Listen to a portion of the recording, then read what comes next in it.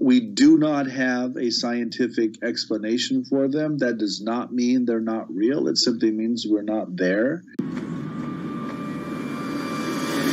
My own view, and I think Whitley's view as well, is that the paranormal is all about the gaps or the fissures in our worldview, in our categories, and it's all about confusing us. And if you think you understand the paranormal, you clearly don't, because it's about us abandoning our understanding or our categories. See, I don't think it's a mistake that in the title of the book that the supernatural is not all one word with a small n. It's two separate words for a reason. Right. That's the key. That's the key point of the whole book. And of course, when you just say the title, people lose that. They think it's one word, supernatural, but it's actually two words. Yeah, I mean, the main argument of the book is that what people think of the paranormal or the strange or the supernatural is actually natural. It's part of our world. These things happen all the time. We do not have a scientific explanation for them. That does not mean they're not real. It simply means we're not there. And that we live in a world in which these things are perfectly natural. So we're trying to make that argument in the book, essentially. I mean, it makes sense because there's a lot of things in the natural world that we don't fully understand as it is. I mean, we're finding, you know, especially getting into microbiology and microphysics, we're finding more and more things that are new information that we never would have thought of 20, 30, 40, 50 years ago. And even just discovering new species on the planet from time to time as well. Like, we haven't mastered everything in what we think is the known universe, so why can we say that this is something that's supposed to be the unknown?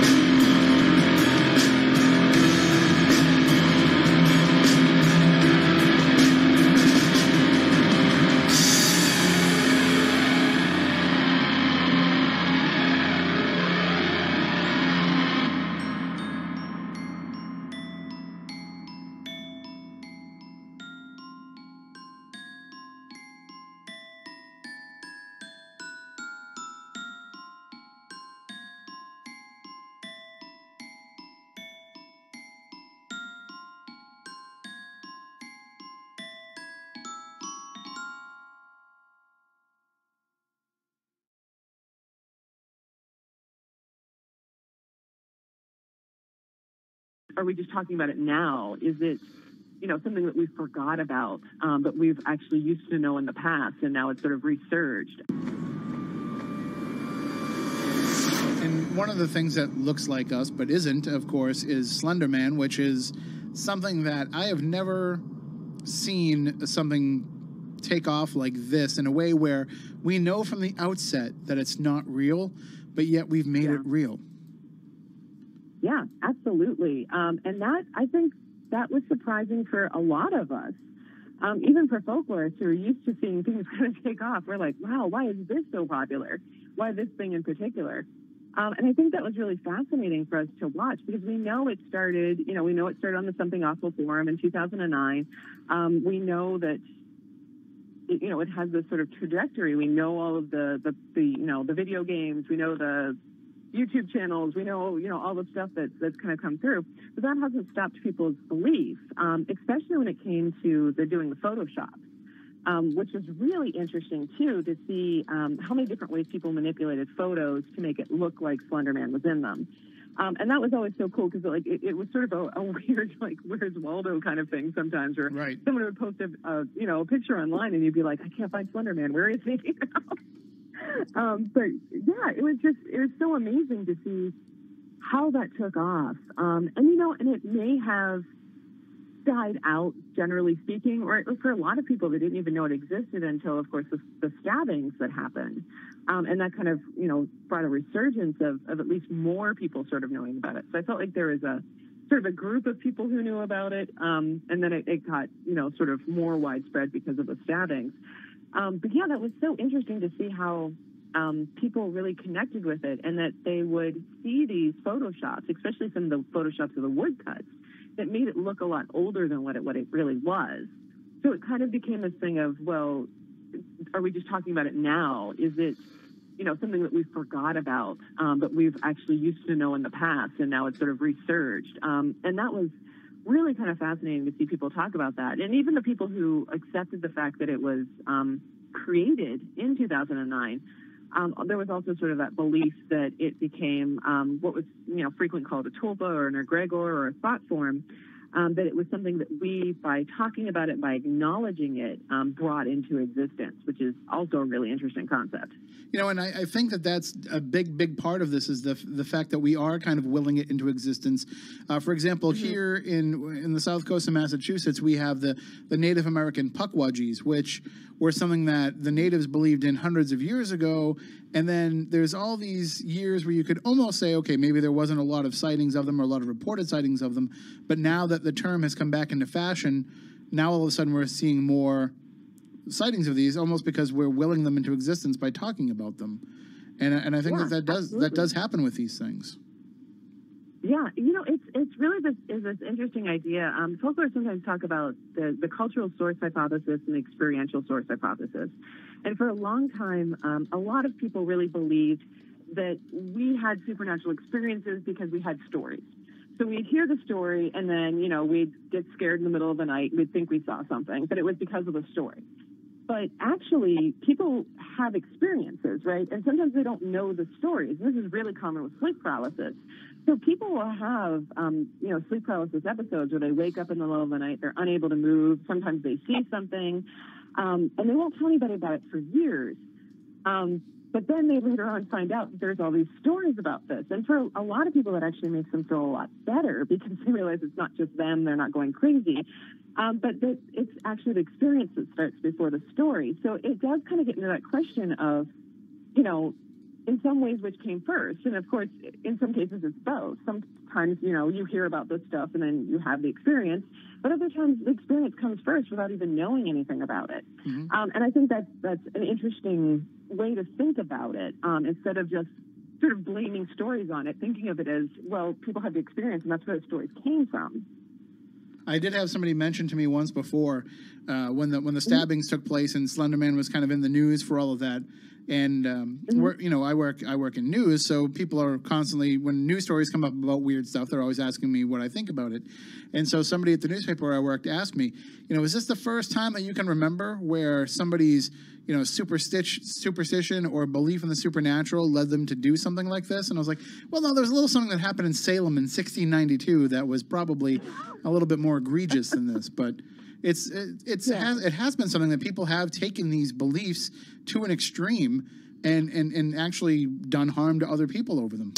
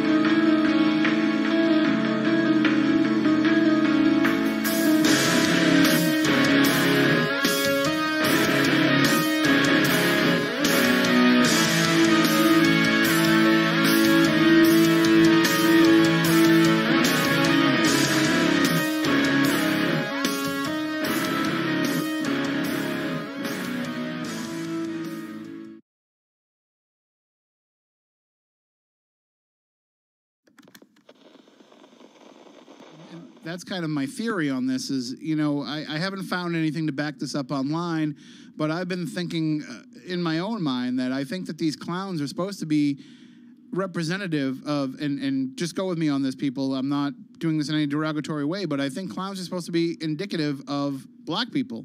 That basically it is standing up and saying, you are making a preconceived judgment on us based on the way that we look, and you're not bothering to get to know us. So we don't have any bad intentions. We're just out there, and we look like this, but yet you fear us for no reason. So I almost wonder if it's some sort of underground statement toward the racial strife in this country. You know what? You said that, and it really, really hit home because I was thinking the same thing, that this came about to take away from what the true problem is going on right now.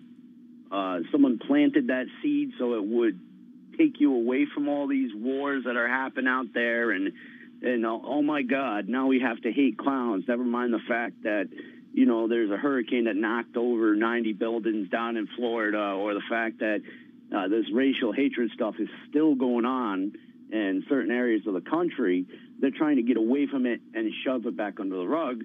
So they go for an scapegoat, and what better scapegoat than the clown? I mean, everybody hates us. So it's like, it's not something new. I mean, this happened in the 80s too, but the only difference in the 80s, we didn't have this thing called Facebook or the media where the public got on it so well. It was more word of mouth. So this is nothing new. It's just an old rumor that resurfaced, and it's spread like wildfire.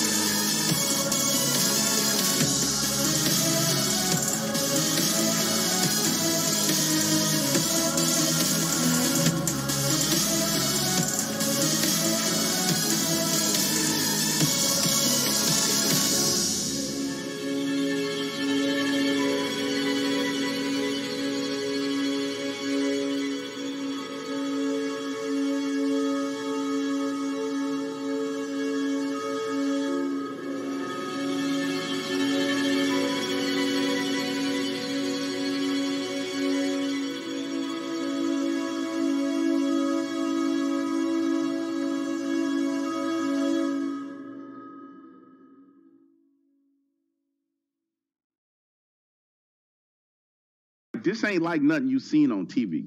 When it stood up, it was about 7.5 feet tall.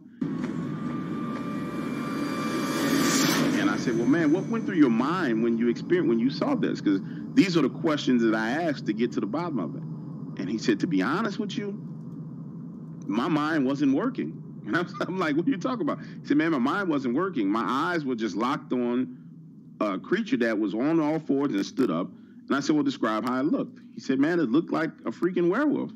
I'm like, like a, American Werewolf and London Werewolf, like, because I'm trying to give him images and feed into his story to see what he gives back to me. So I'm feeding him things to see if he just regurgitates something. Right, to be like, yeah, exactly like that, yeah, right. No, he spazzes out. He was like, this ain't like nothing you seen on TV. And he was like, this is, when it stood up, it was about 7.5 feet tall. And he goes into this description. He was like, the chest had, literally, he's like, the chest had sparse black hair, and you could see this pink skin with these dots on it, like you would see on the belly of a dog. He said, but there was muscle mass there. And he was like, and as it stood up, he was like, it kind of rolled his shoulders back and twitched kind of left and right, like it was readjusting his body. He's like, I thought I heard clicking sounds, but I couldn't tell because we were a little bit far away. He said, but it wasn't like it just hopped straight up. He was like, it did it with strain and effort. It took effort for this thing to stand up. He said, then it squared its shoulders and it looked at us.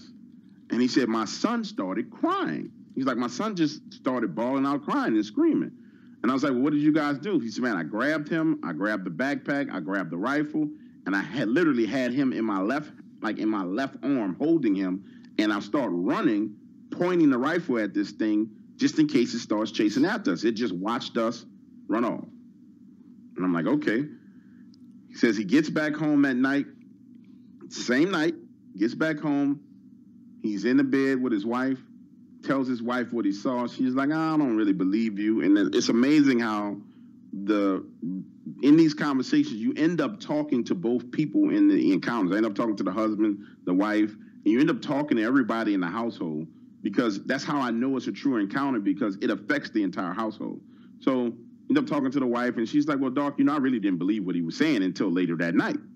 So him and his wife are in the bed later that night. The son comes running into the room. He says, Doc, my son literally jumps from my bedroom door, flies through the air about 6.5 feet, lands in my bed, starts crawling up the bed and gets under the cover with us. And he's like, Daddy, that monster's outside. Ooh. And so the dad had just saw this. And he's like taking it serious because he knew what he saw. So he goes and grabs a shotgun. He starts circling back out of his bedroom towards the back den of their house. And their back den has these double, the sliding glass door, like if you're in an apartment complex, those doors that slide open, and you have that little screen that slides with it. That's how their back door is this glass door. So he has a shotgun. He's going towards the back of the house. He's looking through the glass door. He doesn't see anything. His wife comes out behind him, and he turns around to talk to her, puts his back to the door, and they're talking. Then her facial expression changes, and she has this look of panic and fear. And she's stuttering and stammering, and she's like, oh, look behind you. Turns around, this thing is standing in his backyard, bro. Standing in his backyard, looking into the house. Stands there, looks at him, and I said, man, well, what did you do? He said, I thought to myself, this is not something that you can shoot.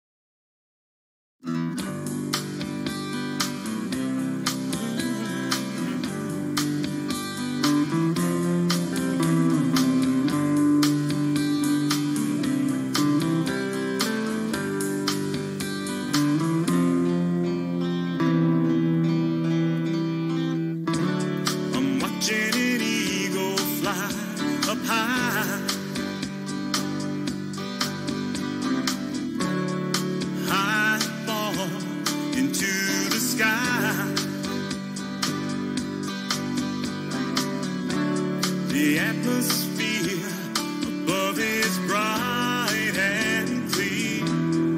There's not a care on my mind. The winding rivers flow below, and upon a cliffside I stand proud and tall. Purple mountains, majesties roll on unto the ground, meets the sky. Whoa, whoa, I love you, America. And I thank you for the things you've given me. Whoa, whoa, I love you.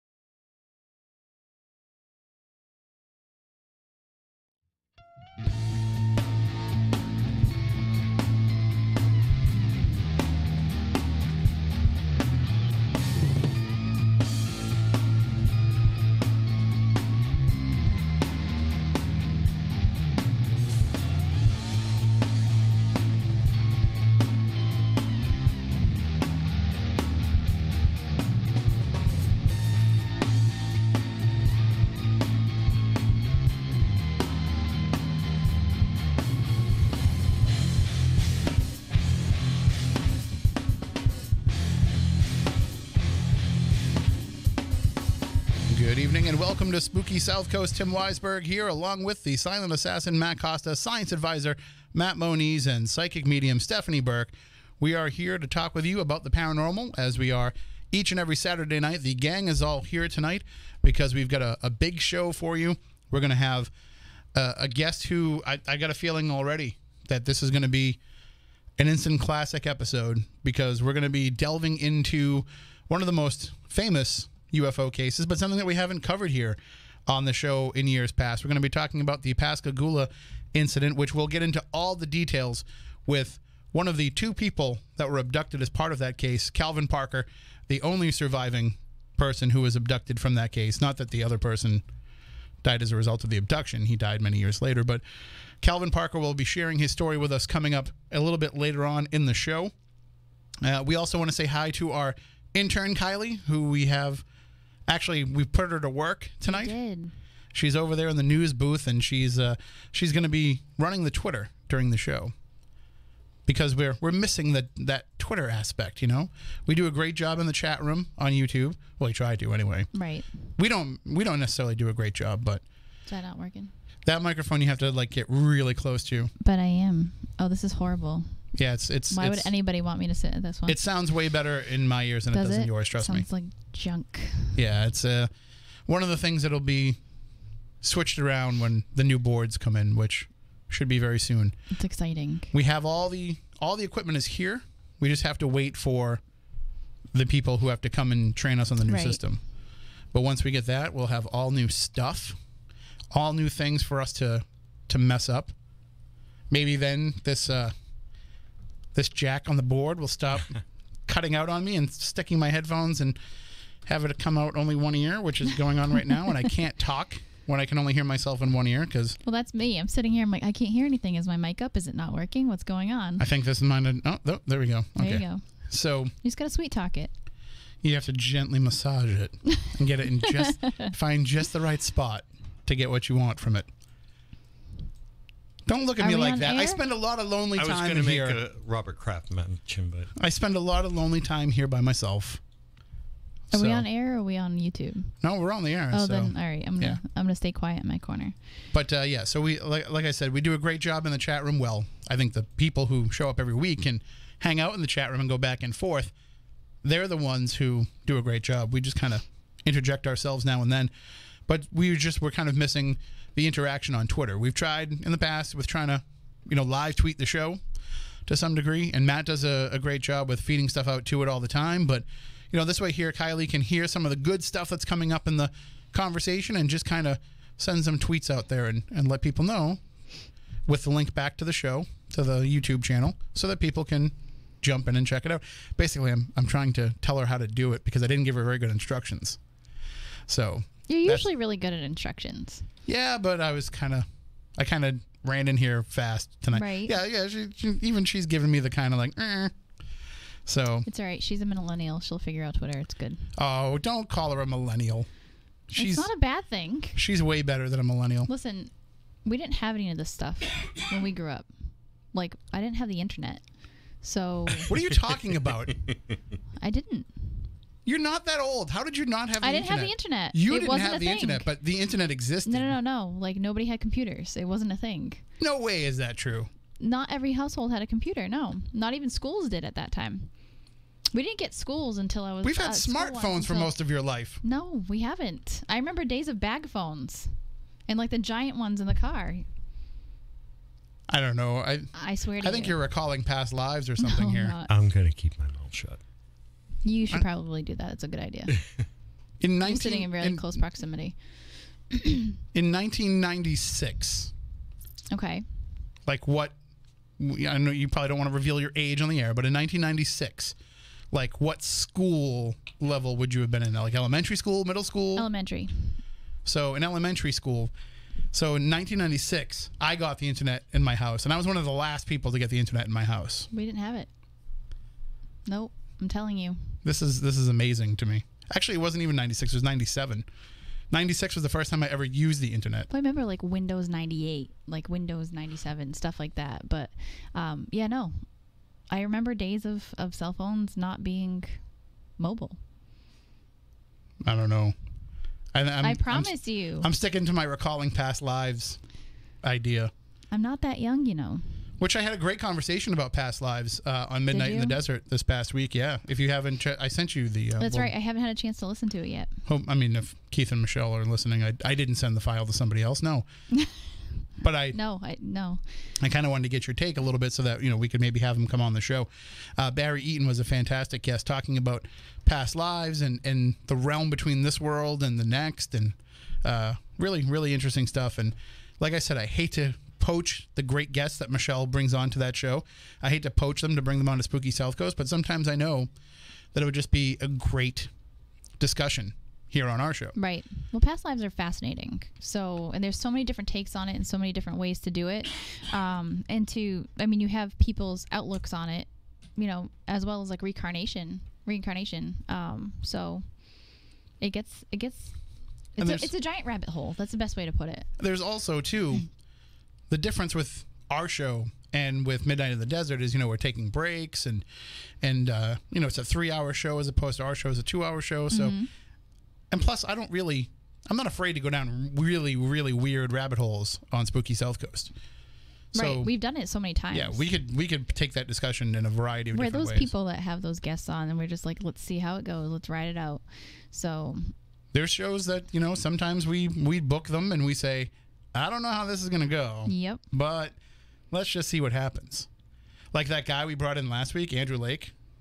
I'm just kidding. He's a little sketchy. It was so great to have him back. I was kind of sad that he came back on when I wasn't here. Well, I told him, the door's open any Saturday night if he's got nothing going on and he wants to come in and hang out and kind of co-host, and of course we'll have him on to talk about his own adventures too, but I just think he brings in a lot of insight. And it was great last week to hear Kimberly Dawn talking about some of these cases that she's dealt with these darker entities and have Andy here, who, as went through a case like that. Right. That, kind of almost took him out of the game completely. I mean, it takes a lot to rattle that guy. And so for him to have a case like that where he thought about walking away completely as a result of what was going on. Yeah. I mean, I don't know if he did I think he was a little bit reserved in how much he was describing to everybody last week about the effect that it had on him. I mean, as much as he was saying about it, I think he was still holding back to some degree because he didn't kind of want to make things about him.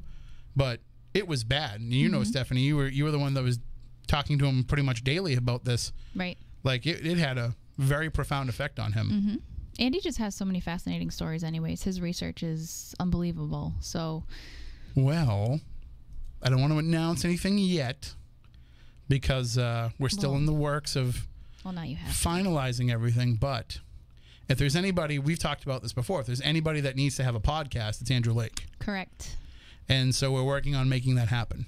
So, well, I kind of knew that, but right, but I haven't really told the you audience. haven't teased it to anybody yet. So, but we talked last week, and he kind of has an idea of what he wants to do, and basically he's gonna craft everything. He's gonna dig into his files and put together the actual podcast itself. We're just gonna help him get it out there to the world, and people will have the chance to listen to Andy tell stories as only Andy can.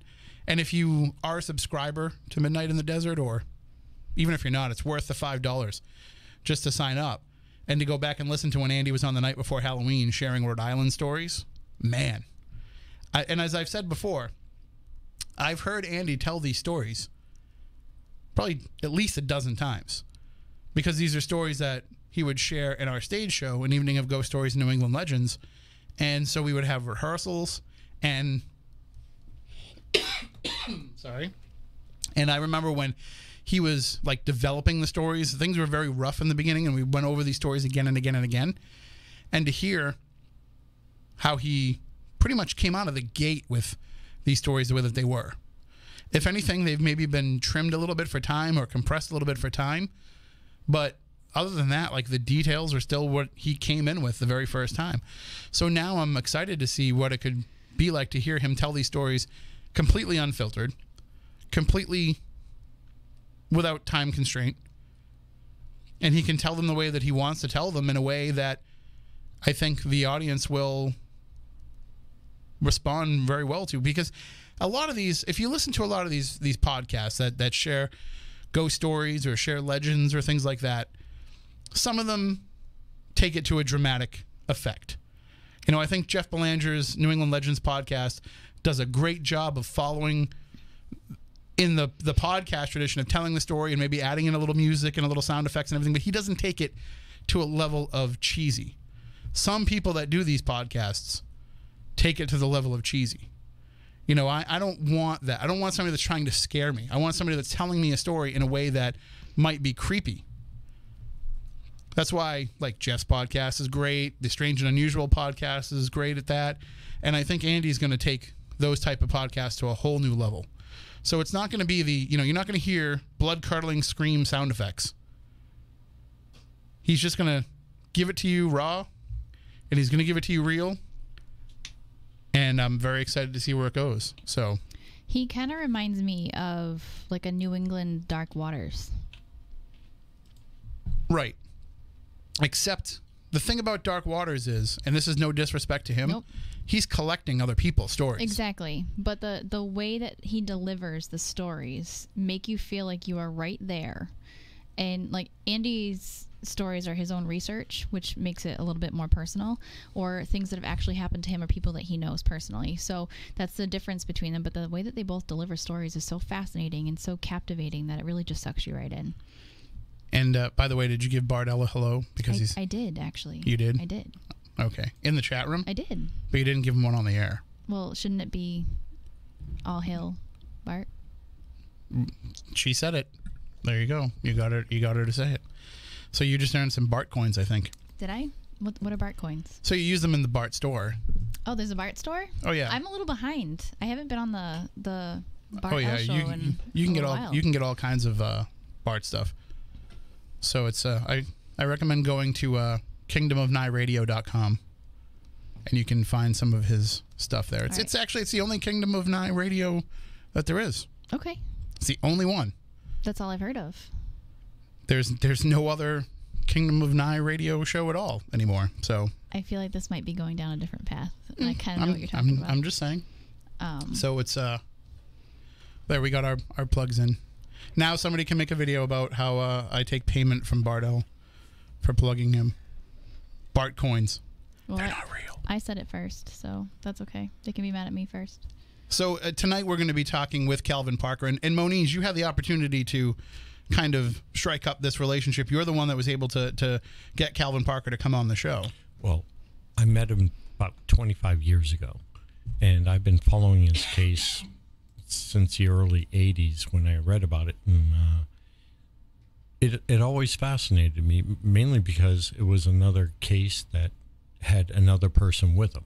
You know, a lot of people, they're all about the individual abduction. Now, not to say that those aren't real or, you know, people aren't having those experiences, but when you have more than one person that's involved, it takes the psychological aspect out of it, pretty much. I mean, there's still a psychological thing that happens to the people, but it's not one person making a hallucination when you have two people. So I found the case extremely fascinating, and they weren't your typical, you know, grays that were involved. They were there, but there were more than just one type, which is what made the case really interesting to me. There's some of these, you know, abduction cases, when you hear about them, you hear about the periphery, and we'll get into this with Calvin too, but you hear about the media that comes and covers it, and the way that it's treated in town, and the way that the townspeople kind of will look down on this and don't want to really be associated with this. And that's not the case with this incident, as we'll find out tonight. This is something that people in town took very seriously. Yeah. And what's really interesting about this too is that it's something that has persisted. I mean, as much as when it happened, it had this initial buzz about it, but it's something that never really went away. But what is interesting about this is, as you said, there were two gentlemen involved in this, and Calvin Parker wasn't the one that was talking about it for 40 years. Correct. You know, this is something that he's only recently really come out, and of course he has this new book out. It's a big one, so it's a little hard for me to pick up with one hand. Pascagoula, The Closest Encounter, My Story, Calvin Parker. So this book has kind of forced Calvin to come out and share his story. He was always very, very, very reluctant. Hickson was the one that was really, we'll say, the vocal one of the group. And now the other thing that we'll probably find out is there were other witnesses to what happened from a different vantage point. You know, so it's not like just Calvin and Hickson, you know, just had the story by themselves. There were where it happened. There's plenty of like it's a port. So and I think you know, today, you know, right now there's a lot of buzz around the History Channel show about Project Blue Book. Yes. And I think that the audience will be interesting to find that, you know, Hynek was actually involved directly with this case. Right. This is after Blue Book closed, but yeah, he was involved with the case, correct. So we'll talk with Calvin about that. We'll find out about his experiences with Dr. Hynek and what he thought about it, because in reading about this case, it seems like, you know, everybody kind of took them at face value with a lot of this stuff. There were polygraphs administered. There were people that were civic leaders, we'll say, people involved in the police department, people involved in town government. There were people that were behind what happened, people that were supportive investigating of what happened. So I think this is going to be a very, very interesting show. I think we might change the minds of people who kind of crap all over the idea of UFO abductions. And I think that even people who do believe in them and people who have looked into them on their own, we're going to bring some new information to light as well. And basically what's going to happen is Stephanie won't be able to sleep tonight. Yep. Because this story is going to be one of those ones. Listen, we used to have a bumper that we used to play that said, turn on all the lights, lock the doors, and pull down the shades. And I would highly recommend that for tonight's show. And the reason why we would say that is you lock the doors so they can't come in, but they will anyway. Right. So it's a point. You turn on all the lights so that They'll know you're awake, and they won't bother you, but they will anyway. Yep. And you pull down the shades so that you can't see them coming, but it doesn't matter because they're coming anyway. Mm-hmm. Thanks, Tim. Yeah, this should definitely be a very... I could just go home in a half hour. It's safer there. But at home, that's where they get you. Or they could get us all sitting right here. It's a little harder right here. This I mean, case is- Kylie's here. She would make sure that that doesn't happen. Bear Kylie, in are mind you that gonna this save us case from happened aliens? while fishing. Yes, this, and Outdoors. we're not talking about a 3 a.m. abduction story here either. You know, as Moniz says, there's a lot of these that happen in broad daylight. This wasn't broad daylight, but it was, you know, not that late at night either. Yeah, just after the sun went down. So we're talking about something that, you know, you wouldn't normally think of this as a typical abduction story. But then again, as Moniz has told us, That what we think of is more. Yeah, what we think of as typical abduction story is not really the typical story. Correct. So I think what we will do is we will get as deep into this as we can, but we'll also try to keep in mind the fact that for a lot of folks, this might be the first time they're hearing about the Pascagoula UFO incident. I'd only heard about it kind of bandied about as one of the cases. And what I knew about it is I knew that it was 2 people involved. I knew that it happened while they were fishing. And I knew that it was kind of what introduced the idea of the probing aliens into the, I don't want to say the lexicon, but kind of into the catalog of experiences that people have with abductions. And that was kind of really my only knowledge base about this case. And in reading and preparing for the show and finding out more and more of this, I said, this has everything that I would say that I would be looking for in an abduction case to find it believable. They went to the authorities. Yeah. They spoke to the media. Yep. They were willing to undergo polygraph tests. Mm-hmm. They were willing to be scrutinized. They stood up to the scrutiny. They were scrutinized. And yes, we had one person that made a little cottage industry for himself out of the story. But then we have the other person who will be our guest tonight who shied away from all of that, who didn't want to talk about this and actually felt like it was detrimental to the life he was trying to live to be associated with this story for a long, long time. And those to me were always kind of what I was looking for. You know, it's not the story of somebody who has this experience and then can't wait to go on TV and talk about it, or the person who has this experience and is immediately writing a book about it. You know, we're talking about somebody who stayed quiet about this for longer than I've been alive. You call him a reluctant participant. And so we'll find out about why that was, why it took so long for that story to come about. And we'll bring our guest on, Calvin Parker, right now. Good evening, Calvin. How are you? I'm great. How are y'all today? We are spooktacular, as we like to say here. And thank you for joining us. And thank you for agreeing to come on and share your story. As I was saying, I don't know if you heard how much of it that you heard, but this is one of those stories that I only knew kind of a little bit of the periphery about when we started doing this show, and I was looking into some of these different abduction cases. But the more I found out about your story and the more I looked into your book and all of this, and I have to say this has kind of everything that I was looking for to have a believable, you know, something that I would look at face value and say, I honestly think that this happened to those 2 gentlemen.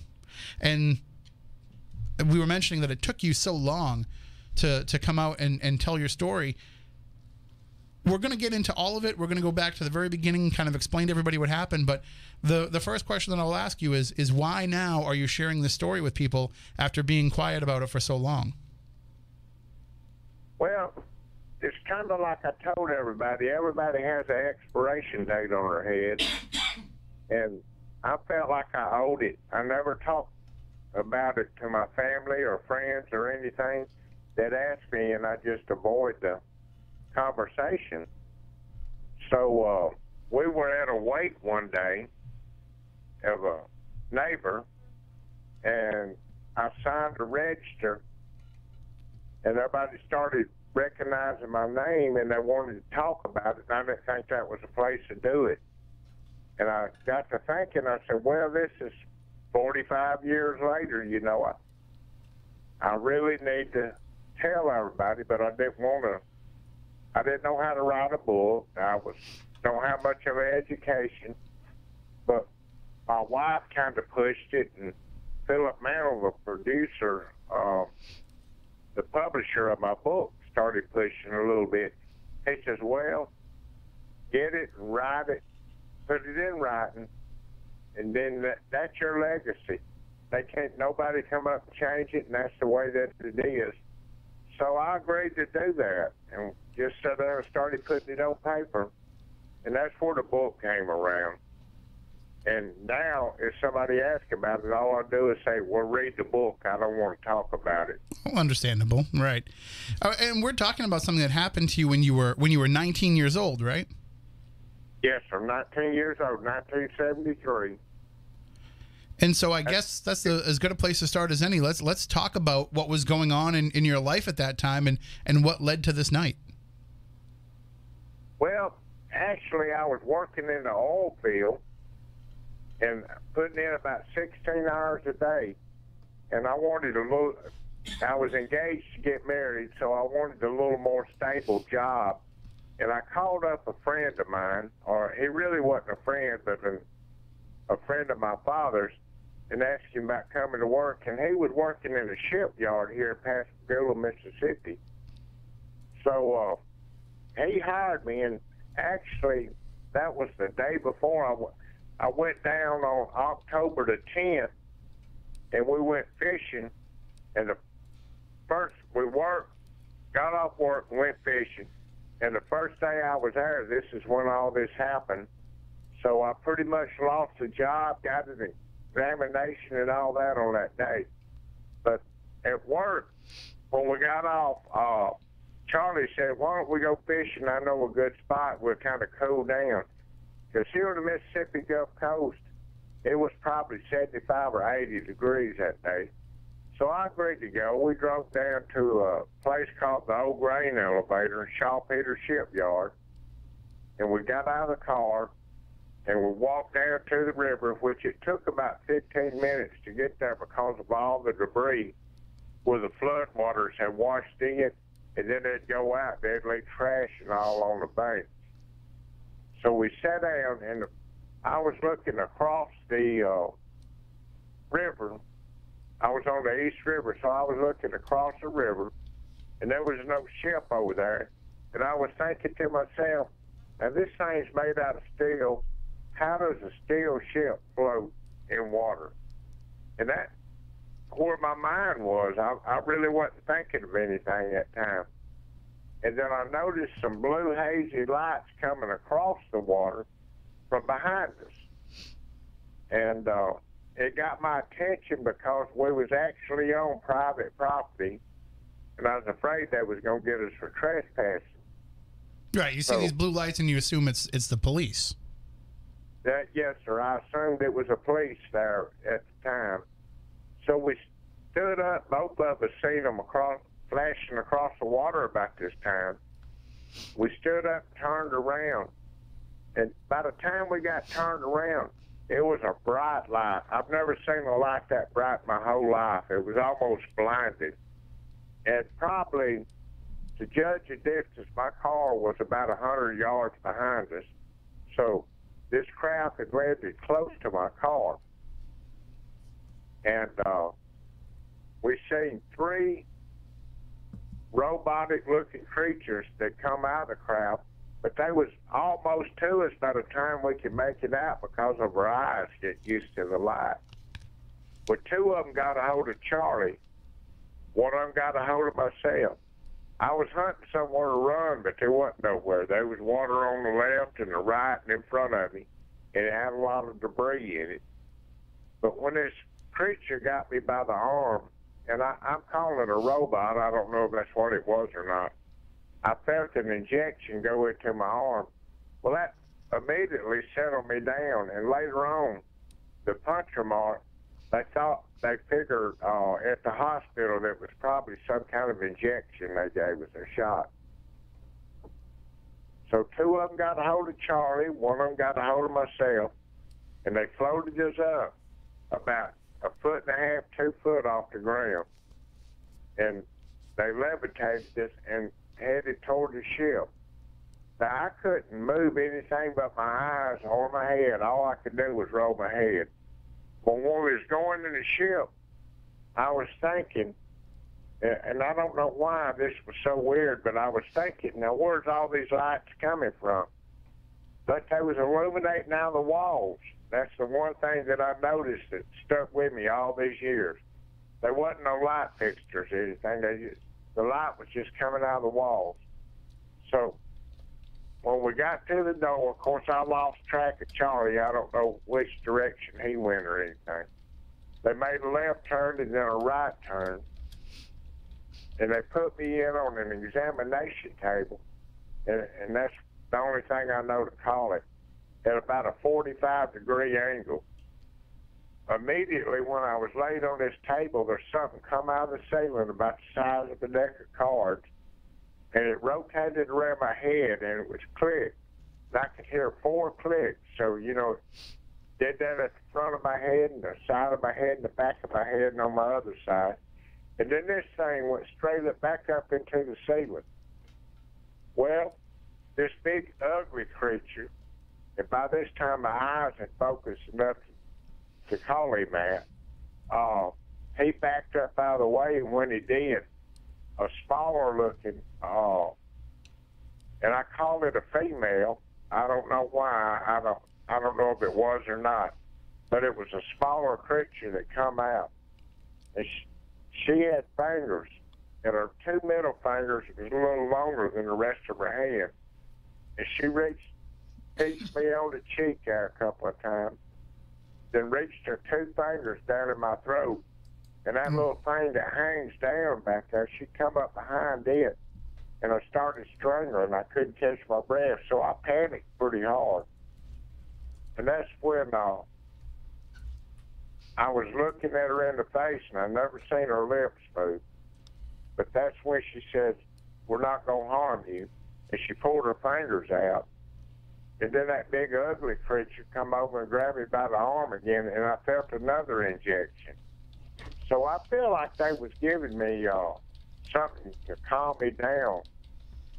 And she kind of backed up out of the way there, and he got us and took us back out to the river, set me down at about the same spot that we was in, but my arms were stretched out in front of us. I was kind of paralyzed.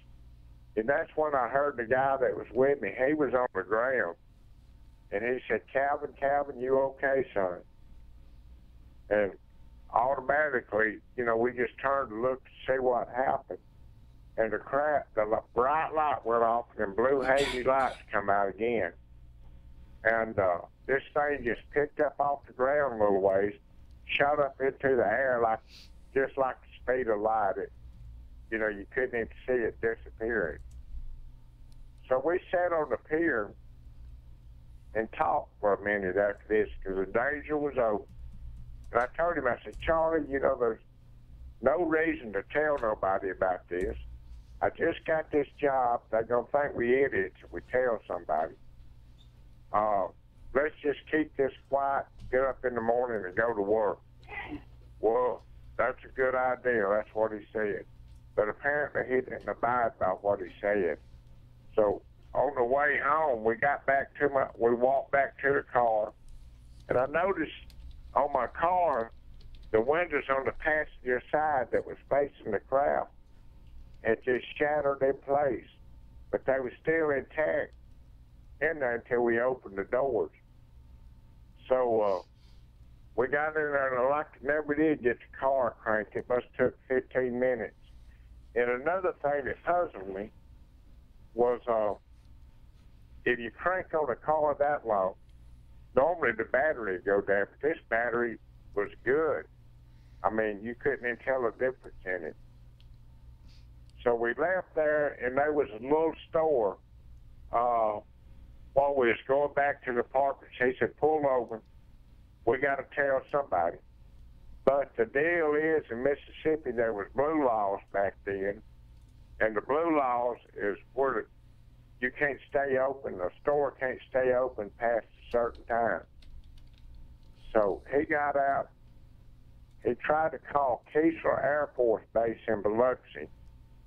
So he got a hold of somebody there, and they told him, we don't deal with stuff like this anymore. So don't call your local authorities, the Jackson County Sheriff Department. So he went back and come back to the car. We scratched on the floorboard to find another dime. Because this was 73. There weren't no cell phones or social media or anything. Right. So we strictly had a telephone, a pay telephone there. He got a dime and he called. And I asked him not to, but he still called anyway. And I heard him say he wanted to speak to somebody of authority. And he said, you got to promise me you won't laugh, but I want to tell you something. And when he got back to the car, he said, of course they laughed. But he told them, and they told us to wait in the car. And it wasn't for just a minute. 2 patrol cars pulled up. They walked up to the car, they looked in the window, asked me for some ID and to step out. So they did a field sobriety test right there, where you stand on one leg, bend your head back, touch your nose, and jump up and down. So if I did that right now, I would fail it for sure. But anyhow, they let us back in the car, told us to follow to the sheriff department. And we did. And they give us a alcohol test where you blow on something. And they figured out, we hadn't been drinking or anything. So then they separated us and put us in different rooms. And they interrogated Charlie in one room, and they interrogated myself in another room. And then they put us in a room together. And little did we know there was a tape recorder in this room. And that's where what they call the secret tape, it came out. And they had recorded this, and we didn't know about it, and I didn't find out about it 2 years later. So the sheriff came in, and he walked up, he said, y'all just go on home, and I'll talk to y'all tomorrow. So that's what we did. We went home, and I was renting a room for Charlie at the time. So when we got to the house, I was worried about contamination of some kind, or a virus or something spreading it. And the reason for that, because these Gemini flights, I noticed when they brought them back, they would quarantine them for 7 days and check them for radiation. So I was kind of worried about that. I didn't want to expose anybody else. I went into the bathroom, took all my clothes off, put them in a paper bag, shoes and all, and I poured bleach over my head, because I remember my mother used to make us bathe in bleach if we got poison ivy or something. Mm-hmm. She'd always say it to kill germs. So I poured a gallon of bleach on my head and washed it off, put on some more clothes. And then the next morning when I got up, I carried that bag of clothes out and I threw it in the dumpster. When we got up, went on to work. When we got to work, I noticed I hadn't been there but a day or two, but I did notice there was more traffic in the yard than what it normally was. So we branched in, and when we got to our workstation, they sent someone out from the station to get us. And I remember getting on my hands and knees out in the parking lot going up, because I had a feeling that they knew what happened. Mm-hmm. And I didn't want this to go public.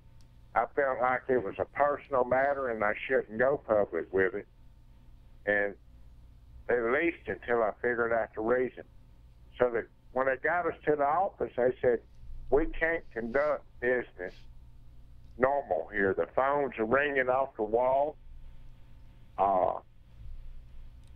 Somebody's going to have to give a press release, so we're going to call our attorney.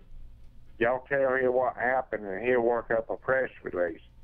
See, at this time, they kind of knew what happened, but they had nobody talk to us about it. How they found out, I don't know, because everybody swore they wasn't going to tell. But it was reporters from everywhere. Their phones would ring. They couldn't conduct business. So we got their attorney. We sat down with him and explained to him what happened. And that's when he went out and gave a press release. And I talked to him about maybe going to the hospital. So by this time, the sheriff department had a patrol officer there. And they loaded us up in a car. They took us to the hospital and got an examination. And that's when they noticed 2 punch marks on my arm where they had give us some kind of injection. And they released us there and said it was safe for us to go somewhere. And then somebody had the idea that we might have a lot of radiation on us. So they immediately turned their lights on the patrol car, went to Keesler Air Force Base. And when we got there, they just run us through the gate. They didn't even stop us. So we went to the back of the base, and there was about 5 or 6 guys in hazmat suits. And they had something in their hand, I forget what they call it, to check us for radiation. And I heard one of them say, all clear. Then they said, they want to talk to y'all in the conference room. Go straight down this hall. So they escorted us down the hall, and it was full of military personnel. It was full of your local authorities, like the mayors of each of these little towns and police departments and all this. And they was pretty nice. They just asked us to tell our story. Reluctantly, I didn't want to tell it, but I was afraid not to then. So they documented all this and put it in minutes. And then they stood up and told us to go. And they carried us back to the shipyard. And when we got to the shipyard, they said there's somebody that needs to talk to y'all and meet with y'all. And it was Dr. John Allen Hynek. Now, this was getting on late. And Dr. Harder from the University of California. Now, Hynek was from Project Blue Book. And they set us in there, interrogated us. I wouldn't call it interrogation, questioned us for a few minutes. And then they said, we'll see y'all tomorrow. So we got up the next morning. I was really planning on going home. But we got up the next morning, and when we got back to the shipyard, Heineken went out to the site where this happened. He had talked to the sheriff department and all. So they pulled us in, and Dr. Harder gave us an examination. That's when he noticed the punch mark. And then he tried to hypnotize me, but unsuccessfully, it didn't happen that time. And then Hynek did a pretty intense, he just wanted answers. He was nice about it, but he was thorough about it. So I sat down and got interrogated for it. And then, I don't know how long that lasted, probably an hour or so, 2. And he said, well, y'all can go. But they had flew down on their own dime. I mean, they paid for their own trip and all when they heard about this. And was there just right away, just immediately when they heard. So I went back, loaded up my car, and I went back to Laurel, Mississippi with the intentions of not talking about this. But the press had got a hold of it, and I knew I was going to have to tell them something back home. So when I got home, I just told them I was all right, and we'd talk about it later. And that was 45 years to the day, almost, that the book come out, because I didn't want to talk about it. And I felt like I didn't need to talk about it. And for one thing, it wouldn't do no good, then you'd be ridiculed. And well, I also it was just Is it true too that you were worried that if you talked about it, that the beings that took you would have an issue with that? That they didn't? I thought I read somewhere that you basically told Charlie Hickson, they don't want us to talk about it. Oh, I did, and they didn't tell me that. They just, I just felt that way for some reason. Mm-hmm.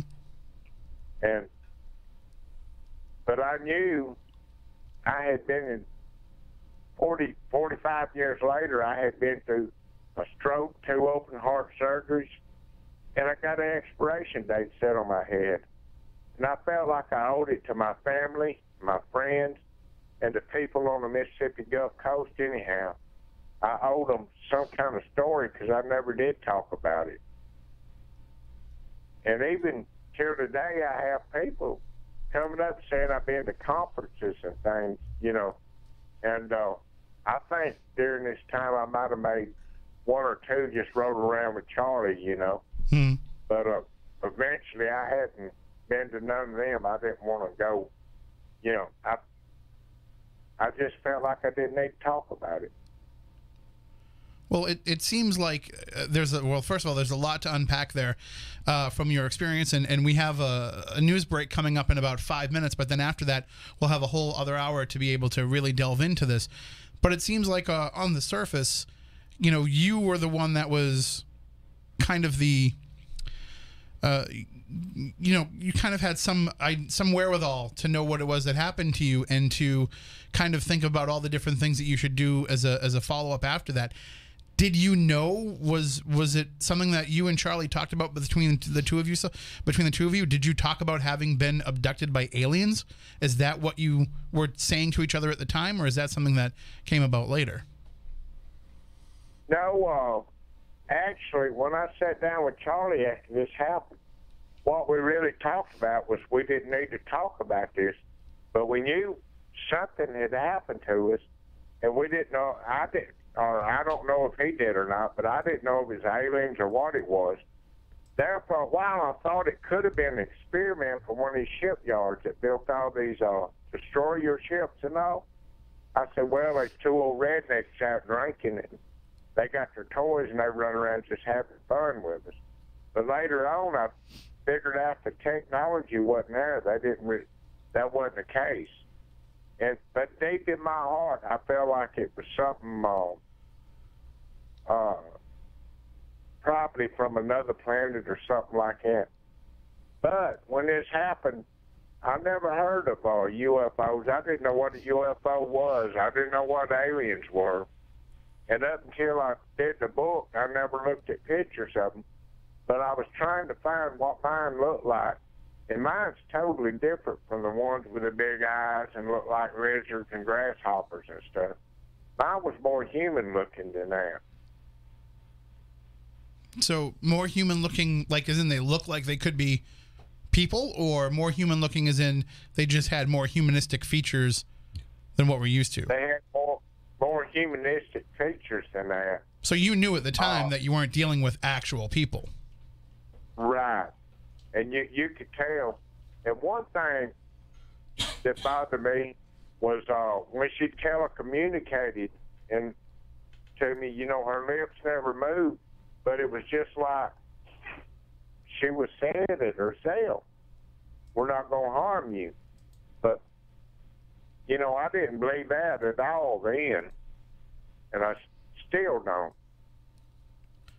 Well, as I mentioned, we're coming up on the news break, so we're going to have to go and take that. But when we come back on the other side, I want to talk with you more about not only that experience, but also what happened in the years after. Because now, while you thought it was best to stay quiet about this, Charlie Hickson, who was there with you the night that it happened, he did not stay quiet about this. He actually kind of went on the circuit, kind of talking about this.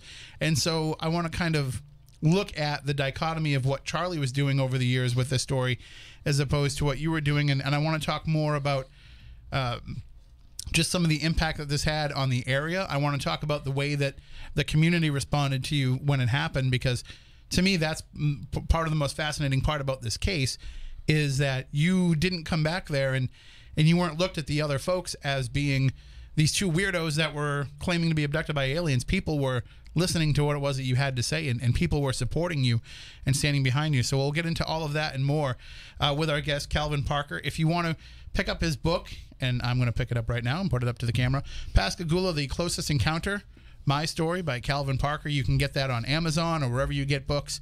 We'll have links up. Matt's linking everything up there too, so you can pick that up if you want to be able to get that for yourself. And during the course of the break, if you have any questions that you want to send to us, you can do so. Spooky Crew at SpookySouthCoast.com. You can also send them to us on Twitter. Use the hashtag SpookyLive or directly send them to us at SpookySC. We've got Kylie monitoring the Twitter. She'll let us know if there's any questions that pop up on there. And also you can jump into the chat room at SpookySouthCoast.com on the video feed, Spooky TV. You can jump in the chat room there and interact with everybody and ask your questions there. And also you can call in 508-996-0500, 877-996-1420. Those are the numbers to call in. But again, we'll take a break for the news and we'll come back with more of Calvin Parker. First-hand experiences with a UFO abduction, talking about the famous Pascagoula UFO incident.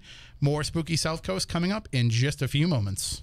New Bedford's News Talk Station 1420 WBSM New Bedford, streaming worldwide on the WBSM app and on WBSM.com.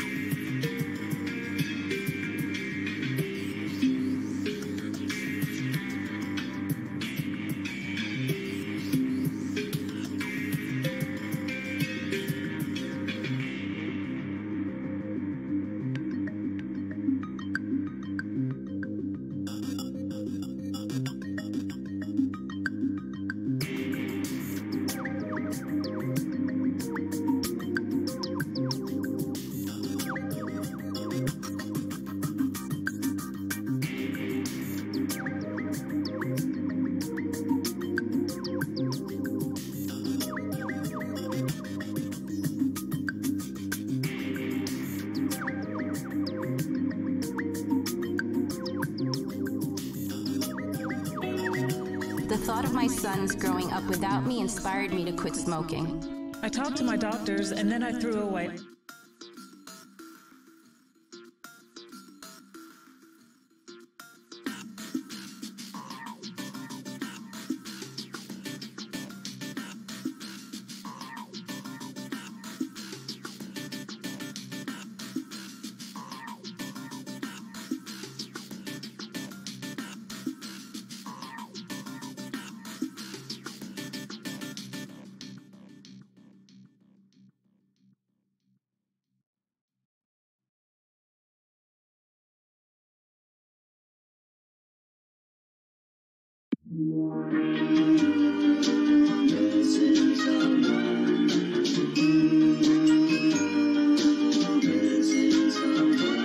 Missing someone.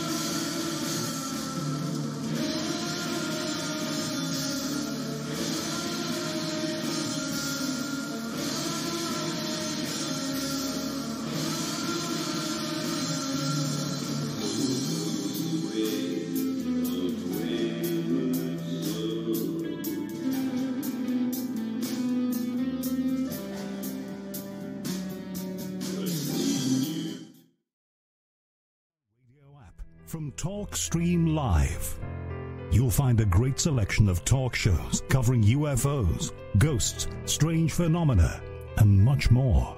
Download the Paranormal Radio app now and start listening to the very best in paranormal talk entertainment. The Paranormal Radio app, free in Google Play and the iOS App Store.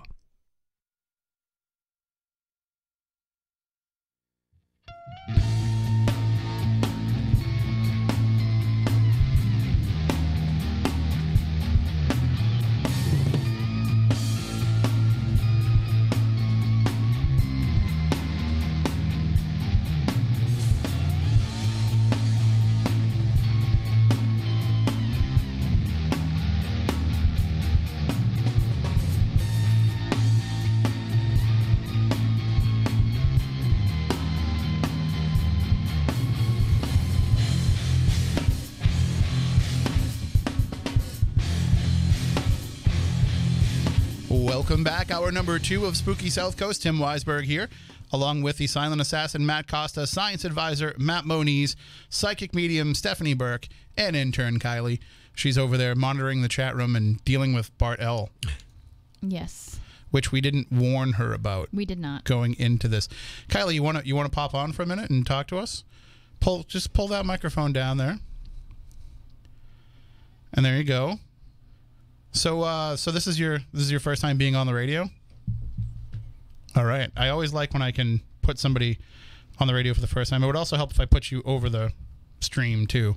Yeah, that helps. So how's things going over there on Twitter? It's kind of quiet except for Bert L. Bert L.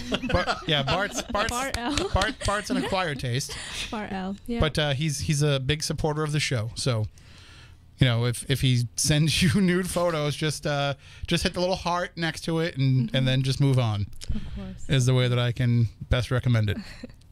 But thank you for helping us out, and thank you for bringing the Twitter to life. Some great tweets already, I've noticed. No problem. And hopefully you won't be too scared when you go home after hearing the story, because I know some of the stuff does freak you out.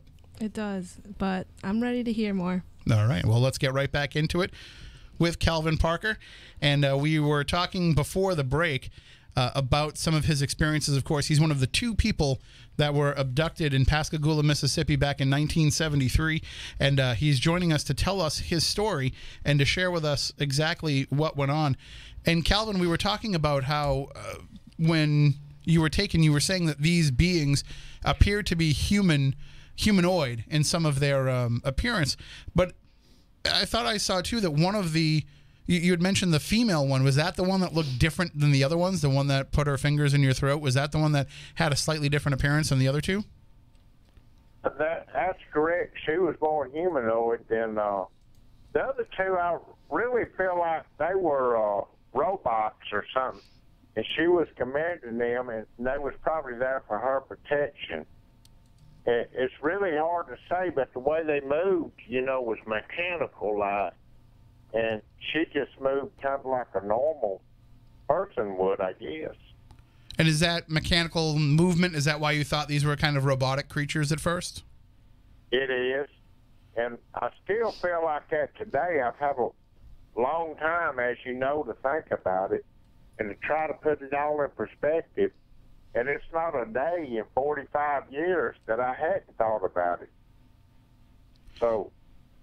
it still bothers me because I don't know what or who or where it came from or what they wanted or their functions. I just always felt like I didn't need to talk about it, so I never did. So I'm guessing, and of course this is just speculation on your part, but as you said, you've had so long to think about it. Maybe those 2 that were robotic were kind of just like almost like the workers. The ones who were their job was to acquire you and to bring you on board, and then this person that you were talking to, this person that you dealt with, this being that you dealt with is actually the one that was kind of running the show.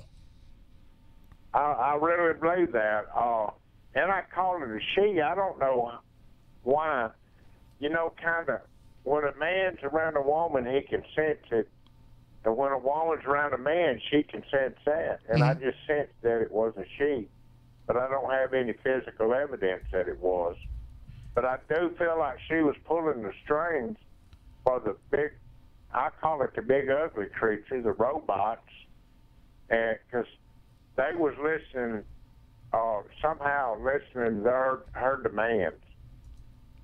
So you said that when you came back, it took a little while, but you ended up going to the sheriff's department. And I know that you and Charlie Hickson were both, questioned, and you were held in. They had you in an interrogation room, right, where they could go over the story with you?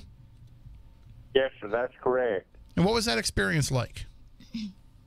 Well, it was scary because they tried to push every button they could at the time, but they had done figured out we're not drinking. And they went as far as saying, look, if this is a hoax, you're going to jail for a long time. Well, I've never been around the police department or a jail. I didn't know they couldn't really do much to you. Back in, I just took them for the word. So, it was scary to me. I don't know about Charlie.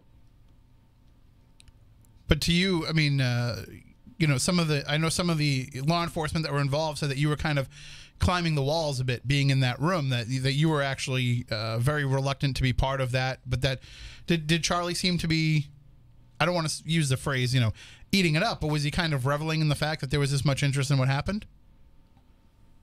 I think Charlie, he was a good deal older, so he could handle things a little better.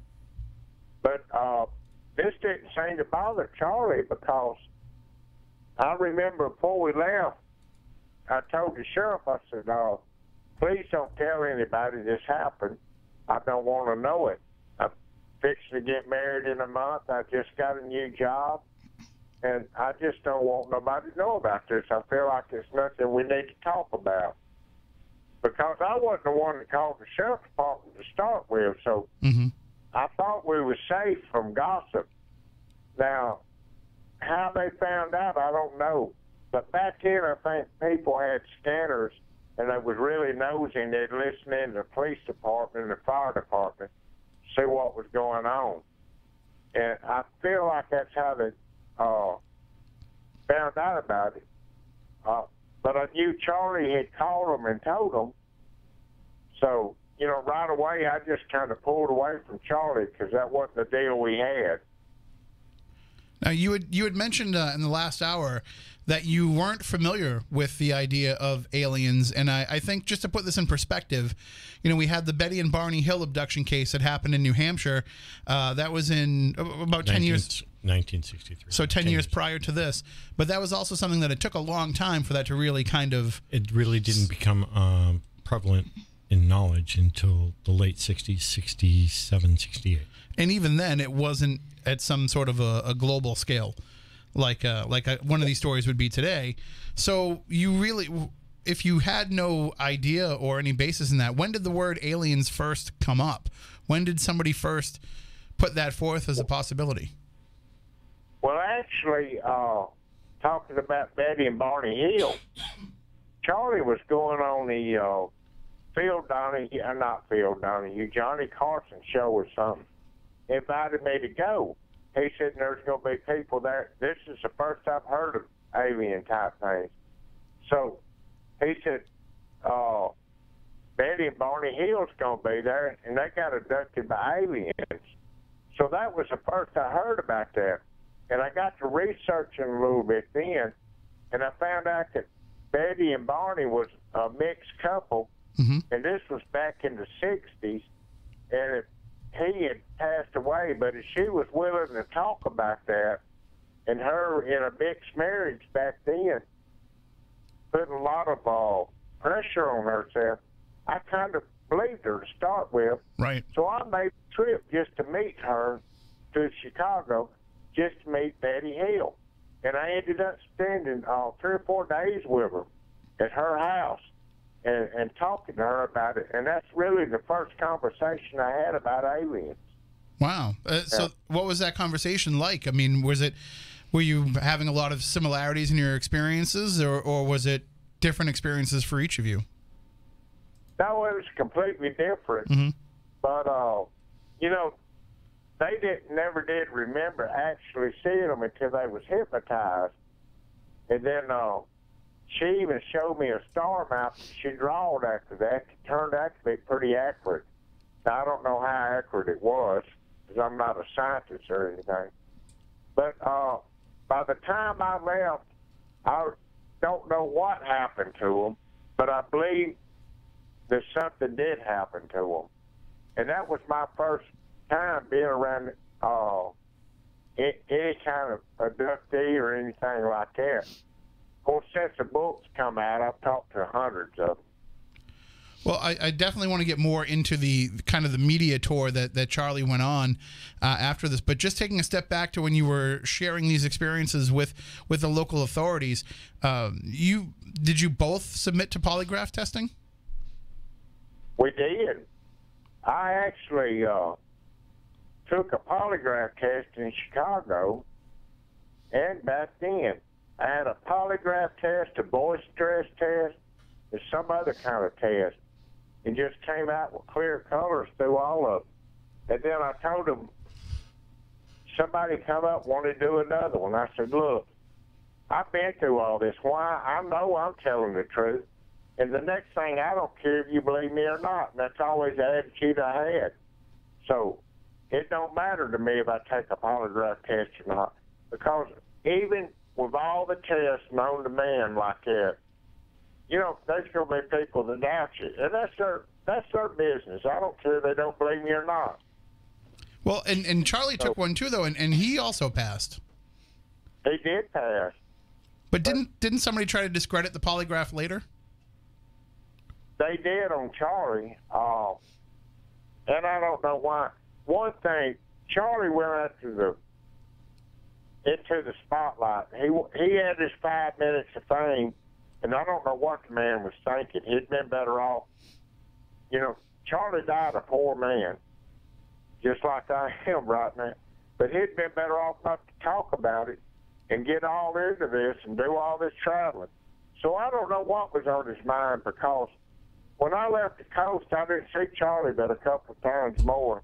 And I didn't want to talk to him because he always wanted to talk about this. And I just clammed up not to talk to him about it. Is it true that if people recognized you, that sometimes you actually had to leave jobs as a result of people, you know, realizing that you were one of the Pascagoula abductees? Well, it was so heavy in the media then. Now, even though I never talked about it, but I would be on a job, and sometimes the press would come out, and they'd want questions and answers and all that. And I did one little interview to a local station, and by the time I was through with it, he had it so blown out of proportion that it was unbelievable. And I didn't want that. So I just quit talking about it, quit seeing the press, and yeah, all through these years, like I say, even 45 years later, after I signed that register at that weight, people recognized my name and seen who I was. And actually, I left the Gulf Coast and I moved to Laurel, Mississippi. But I moved back to the coast and I found a neighborhood where I had good neighbors. If somebody came out hunting me, they wouldn't tell them who I was. I never really used my real name around people and all, even though these people knew who I was. And the last few jobs I had, you know, nobody asked me any questions.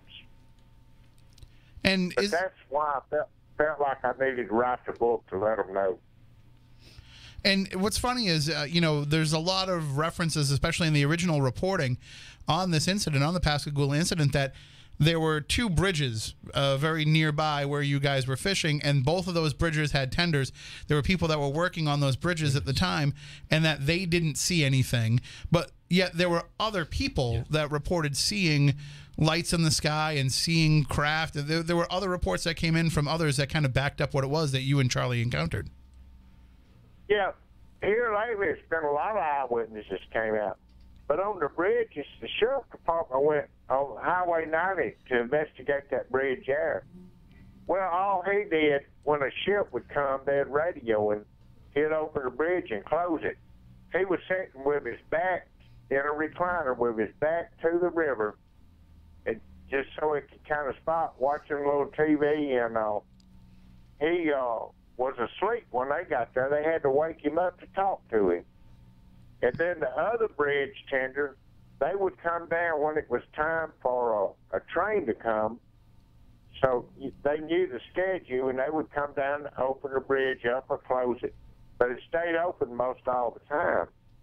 Now, somebody from the Rolling Stones magazine asked him, well, they had cameras everywhere. No. I told him, I said, you're an idiot, because this was 73. You didn't have cameras out shining everywhere back then. Mm-hmm. We didn't even have cell phones so we could call. So, it's a way difference in the time there and communications and things that was put out. I wish there had been cameras there. Well, I mean, it makes sense for the bridge tenders to say that they didn't see it, because if they had been looking, they would have to be able to corroborate what it was that you saw. And so it couldn't just be them describing something. They had to be able to give the same story that you did. So it's easier to say that they didn't see anything than to admit, I wasn't looking. I wasn't doing my job that I was supposed to be doing. I was goofing off. So it's kind of understandable that they would say that. But to have other people that were in other parts of the area that were able to back you up, I'm sure that was reassuring to you and Charlie, to know that other people saw some, even though they didn't have the same experience that you did, they still could say that there was something that happened that night. Right. And, it was everything from preachers to a parole officer, and it just goes on and on and on. And now that we're coming out, I went to a book signing, and it was people that came out in the book signing and said, well, look, my mom and dad was there, and they seen something, and they told us about it, but they never come forward with it. And, they had passed away. So, and then there's been eyewitnesses that was there that night across the river on Chico Street that's coming out right now. And we just heard from another one today. I mean, they just coming out making comments on his blog. And Philip, the publisher, looks them up. He gets down to the truth. I mean, he's one that would discredit you if he thinks you're not telling the truth. And since we've been working together on this, I think it's no doubt in his mind that this happened. He's hunted all kind of witnesses, trying maybe not to discredit it, but trying to find out the truth about all this. He's the one that brought out that alien autopsy at Roswell as a hoax. Okay, yep. Film. Well, So, I mean, that certainly got a lot of attention from people, but I think, most people kind of knew it was a hoax to begin with, right? Oh yeah, most people do. But what I'm getting at, he is the type person, if he thought I was trying to pull over a hoax or lying about something, he'd call me out on it in a minute. He just wants facts, and I'm proud of him for that. Like when we agreed to do the book, I said, Philip, I'm not educated. I don't have anything in literature. I don't know how to write a book. I can't even spell my name most of the time. But here's what I want for my part. And if we're going to do a contract or something, I don't want none of my words changed. I don't want no spelling corrected. I don't want no period or question marks put in where I didn't put them. I want my words on there. I don't want nobody editing nothing I got, because they've done that all my life. Try to look around. And he stood by his words. He didn't edit. He took a lot of ridicule on some of the way that I worded things. And it's not him. It was me. That was the only way I would do a book. Well, I do have to say, Calvin, as an editor myself, that makes my back itch a little bit to think about that kind of an agreement. But I understand your point. You want to make sure that nobody is interfering with your story at all. And I think what's made people really sit up and take notice to your story is the fact that you don't really discount the things that Charlie Hickson said as a result of what went on. You're talking about the same incidents and the same facts. And when... I guess from a cynical point of view, if you really wanted to make a splash with this story, you would be telling the story differently. If you were trying to do this for attention, if you were trying to do this for money or for whatever reason, you would say, the story that you've been told isn't the truth and I have the truth so that everybody pays attention to it. But really what you're sharing is the truth because it does coincide with what he was saying. Well, I've had people sit down and say, look, this is like sitting in the living room with you and you telling us a story. Now, I have a southern slang, I have an accent, and probably don't speak the same language as a lot of people.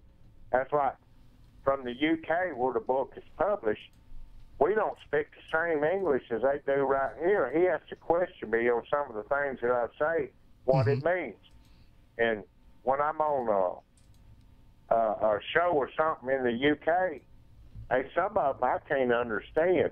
But it's the same way here. We have like a Cajun French, and then we have that Southern deal. And the Yankees, you know, we all speak different languages, but we understand. Anybody can look a man in the eyes and tell if he's telling the truth. And I don't have to defend myself or credit myself, because like I said before, somebody don't want to believe me, that's fine. If somebody wants to hear what happened, I'll tell them the best of my knowledge what it is. I don't have no reason to make up stories. I've got my living made. And that's why one reason that I waited till I retired and my living was made until I was on my deathbed, that I wanted to tell this story. One of the aspects of your story, too, that is kind of something that has become part of alien abduction lore now, is your case was one of the first cases to report this probing, this examination, this kind of wandering eye that overlooked you and Charlie. And that's something that, of course, that went a whole different route with Whitley Strieber. But that's something that I think, probably takes some courage on your part to say that, you were poked and prodded like that, as opposed to just having a cursory examination. And that's something that we hear more and more people report. Was it as bad as some of these reports that we hear now, or was it kind of the way that you've described it at face value, that you were kind of just looked over? Well, it was pretty bad. I mean, there at one or two times, I thought maybe, that was going to be the end of it. I figured they was there to kill me. And you really didn't know what they was going to do next. And that was the scary part. What's next and why me? And I hadn't figured that out till today. Why me? But yeah, it was really scary. I mean, we're not talking about anything. How do I put this delicately? You weren't violated by this probe. No. Okay. No, it wasn't that kind of probe. It was I felt more like a medical exam than a violation. Although I felt like a crime because they took you against your will. That's kind of like you sitting in your living room. Somebody comes in there and grabs you out of your chair, takes you out there to the van and throws you in there and runs a finger down your throat. Any way you look at it, that's a crime. Right. But, it's not as bad as some of the other reports that we've heard, but still very traumatizing, I'm sure. Was there any lingering effect for you afterwards? You were telling us how you were worried about radiation and you went through that process of pouring bleach on yourself and all of that, but was there any kind of lingering effect that happened in even something that, you just maybe like a little bit of a freak out if somebody touched you or being alone kind of weirded you out? Was there any after effects from what happened? Well, I would say the only after effect I really had is trying to figure out what did happen. And that lingers with you. Like I say, you get into why or why me or who were they. I would feel a lot better just knowing where they was from or who they were or why they was here. And if you remember back when Orson Welles had his radio show, and he just did a fake invasion on the alien invasion there, it turned the world upside down. And that is one reason I didn't want to come forward, too. I didn't want to cause a big panic and all. But nowadays, you know, everybody's talking about it and all. It's all over the History Channel and all. Well, and that's, speaking of the History Channel, that's something that I want to ask you about. I want to ask you about J. Allen Hynek and your experiences with him. You talked a little bit about that, about him coming to investigate your case. But what was your impression of Dr. Hynek when you met him? Dr. Hynek, as I might say down here, it was as serious as a heart attack. He wanted facts. He wanted evidence. He just wanted the truth, and that's all he wanted. He didn't exaggerate nothing. He didn't add to it. He didn't take nothing away. He was a very serious man. So, you know, I'm glad somebody like him was down instead of, you know, somebody out in the wild that just gets off in left field. And he bought Dr. Harder with him, which Dr. Harder was the same way. They were fact hunting when they came down. And his final statement was, I believe something did happen to them because of their actions, but if it wasn't, they should be in Hollywood because they're the best actors I've ever seen. And that's something kind of like along the lines of what the sheriff said too, right? Didn't he say that, didn't he initially say that he believed your story, but then said that he believed that you believe the story? Didn't he kind of take that step backwards a little bit? Yeah. You know, he's a politician. He had to take a step back. But originally, when he first came out, when the news media got a hold of it, he said he had no doubt that this happened to us. And then later on, he said he had no doubt that something happened to us, that we believed what happened to us. So, you know, he wasn't taken away, but he was walking on coal right there, you know, trying to... Because that would destroy, I could see how a story like that would destroy a politician. Sure. If he was coming out with something like that. Especially when you have, you know, Charlie's going on Johnny Carson and going on Dick Cavett and talking about this in a way where it may be, you know, it may be changing the outside world's the way that they view your community. You know, they're looking at this as being, you know, look at what happened with Roswell, where nobody can talk about Roswell without referencing the Roswell crash. And the same with Pascagoula, where this will become something that becomes the identity of the location. Well, actually, Charlie irritated me by going out and talking about all this, because he made something believable about halfway unbelievable. Because he would come in, and I noticed through the years, like I say, I didn't talk to him much, but he had told somebody that he had a little rock, and he'd rub it, and they'd come back and see him and all that. I didn't believe that. But, you know, that's just some of the stuff that was said. Then he'd make predictions of what was going to happen. And you know how somebody would make a prediction, and then it never happened. So, you know, I felt like he was taken away from the credibility of what did happen. So there was an exaggeration to the story.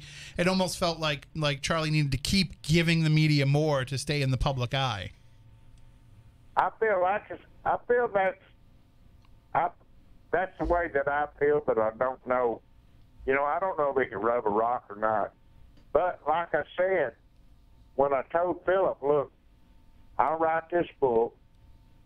I'm going to make the, what they call the circuit, all these conferences for 1 year.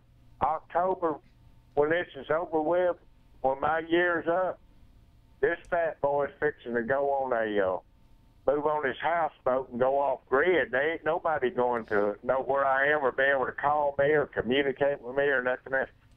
But I did tell him that if he needed me, like if something come forward or maybe some kind of little something there that he might need me, I would come out for him. He will know how to get a hold of me. I guess what I'm saying, this is my last year of these conferences and all. This will be you're done after this year? I've done after this year, unless Philip was to need me for some unknown reason that comes up. Maybe we under a contract or something like that. We've had people ask about movie rights. We hadn't settled on none because I don't want to publicize this too much. But if we do get someone that'll do us right on one, you know, I would help on that. I would go on past a year. And what I'm talking about on these conferences and all these, you got people that just go to them every year. I mean, it's just second nature for them. The same people do the same conferences. Like Travis Walton, he's made every conference since this has happened to him every year. Like Charlie Hickson, he had made every conference like this happened to him every year. And there's more and more out there. And I just don't want to keep reliving all this and going through it. I just want to point out here, and sir, you can tell me if I'm overstepping here a little bit, but I want to point that out for the listeners because I think that that's important to take away.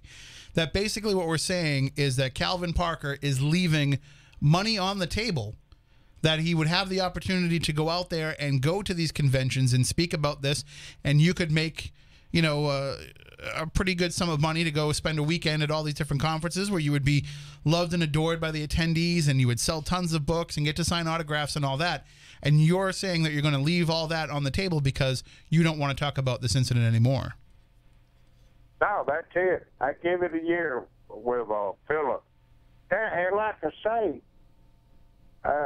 I'm not going to do the conferences, but if he needs me, if we're under contract for something, in which I have several contracts for conferences this year, but the last one's in October. But if we happen to get under contract for a little something else, and there's no money in this book or nothing, really, I would come out for Philip if he asked me to. But I'm not planning on making a living doing this because I could care less about traveling. I got one thing on my mind, and that's to enjoy my retirement. I bought a houseboat. I'm redoing it. And I love fishing, and that's the way I'm going to spend my time. It's going to cost me money fishing. That's how you got into all this trouble in the first place, was fishing. Hey, Calvin, may I ask you a question or a favor, actually? Yes. Now, I know you said you're not going to do anything after October. I help run a conference called Experiencers Speak. It's all people that have been abducted and people that help support people that have been abducted. And we'd like to actually have you next year. Will you make that one exception? Let me think about it. I possibly would. As long as it's not over a couple of days, 2 or 3 days. No, it's usually a 2-day event. But all these conferences I've done this year, I won't be back to them. My one thing is to go to the UK to meet Philip, and I'm going to do a conference there. Of course, we got the mega conference coming up, the one in Arizona, the Ozark Mountains, and there's one more I'm going to, Texas, Engelberg, Texas. And I'm on contract for them, and I'm going to fill my contract on all them. But I'll never make the same conference twice, I don't think. That's understandable. Now, one of the things that happens, and we've discussed this a lot on the show with Moniz in particular, but also with other guests who have been abductees, is that once you have this initial experience, other weird things will happen. And I know that you said that you tried to keep this, quiet over the years, but that it's also never far from your mind either. Has there been other strange and weird things that have happened to you in the ensuing years since this happened? It has. It was one more time, and it's in my book. I left going fishing one morning. I got where I went fishing night after this happened. This was in 93.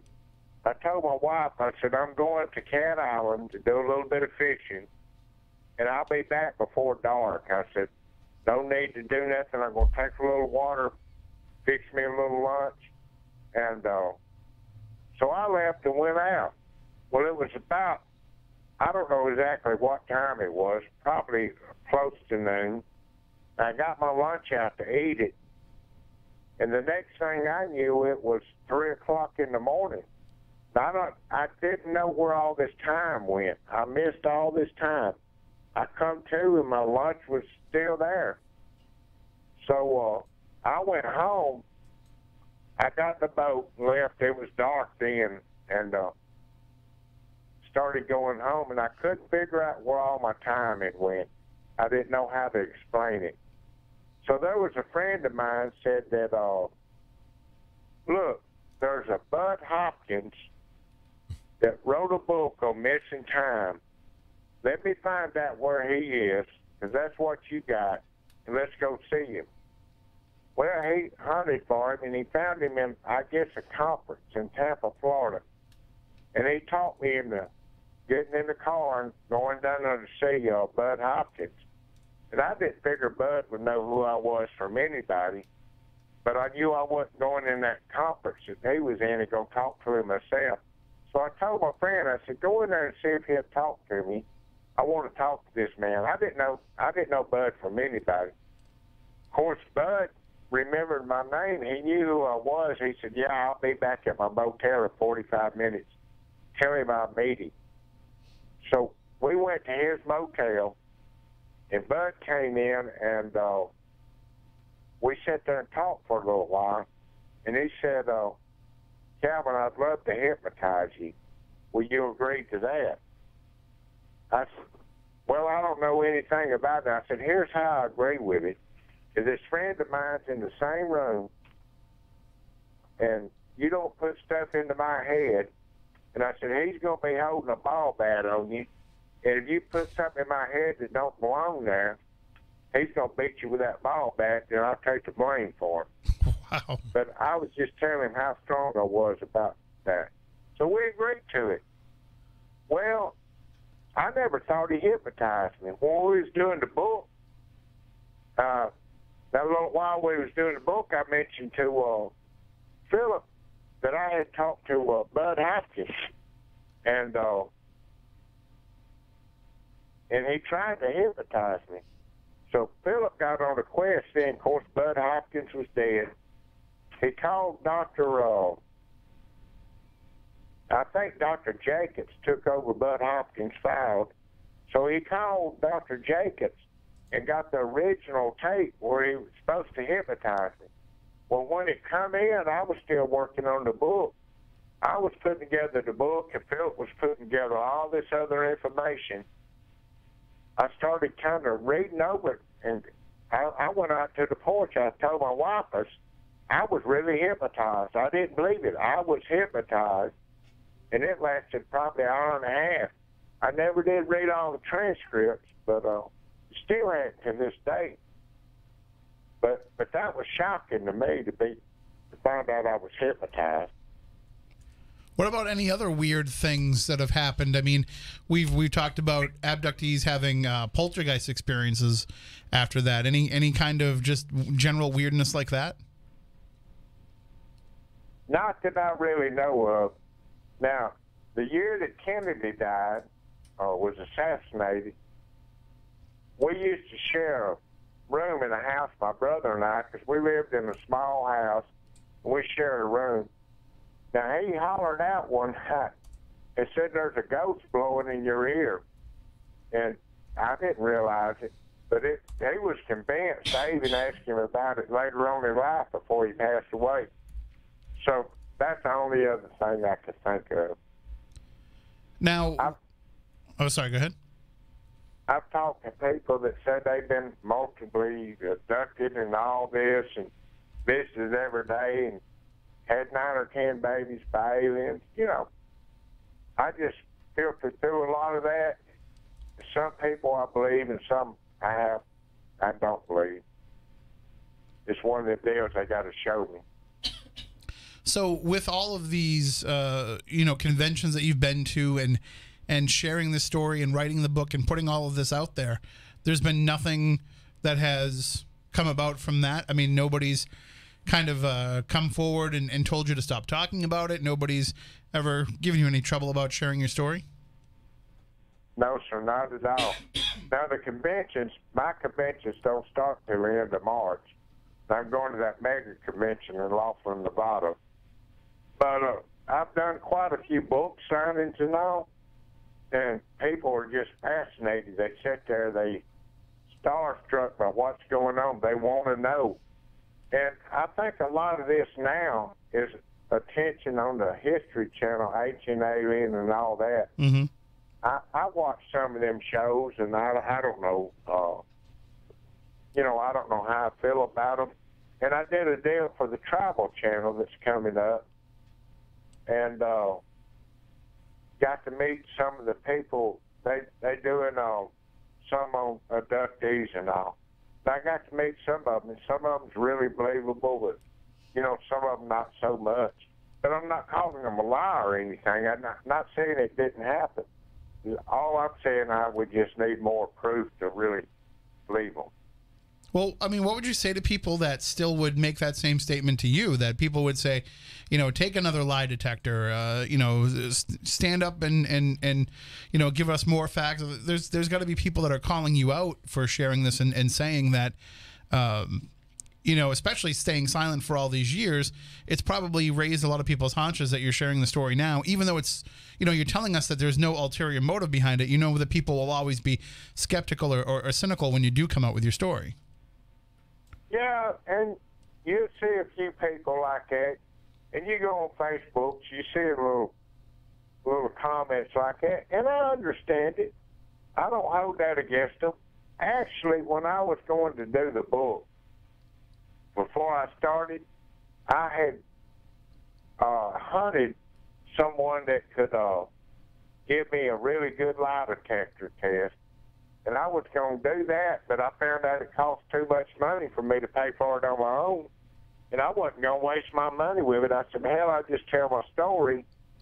And if they want to believe it, they can. They don't. I don't care they don't. If they want to know more about it, they can read the book. So, I mean, I was going to say, that's something that we should point out. The first lie detector was actually paid for by the sheriff's office, right? Right. So any subsequent ones like that, any subsequent ones after that would have had to have come out of your own pocket. Yes, sir. And they are high dollar. Like I say, I was looking into doing one before I did the book, and I actually went to the sheriff department down here and asked them who does their lie detector test. Now, I live on a fixed income after I retired, and coming out of your pocket with a large sum of money like that, to me, that's a large sum. If you get a good one and somebody believable, that's taken away from my fishing and what I like to do, and I'm just not going to do it to convince myself that I'm telling the truth. So I took the attitude that if people want to believe me, that's fine. If they don't, that's fine. Well, I mean, also, too, like, everybody's going to pick that apart anyway. So even if you pass another lie detector, they're going to say, well, those are flawed, or sure, he passed because he believes his story, but it doesn't mean that it's true. There's always going to be people that'll pick that apart. So, yeah, like you said, it's almost like it's a waste of money at this point because it's not going to change anybody's mind. No, it won't. It won't help. The way this is, the people that believe you 100%, and the people that don't, you never convince them that it happened. So, that's just life. That's human nature. So in sharing the story now and in putting it out there and writing the book, what are you hoping that people take away from you sharing your story?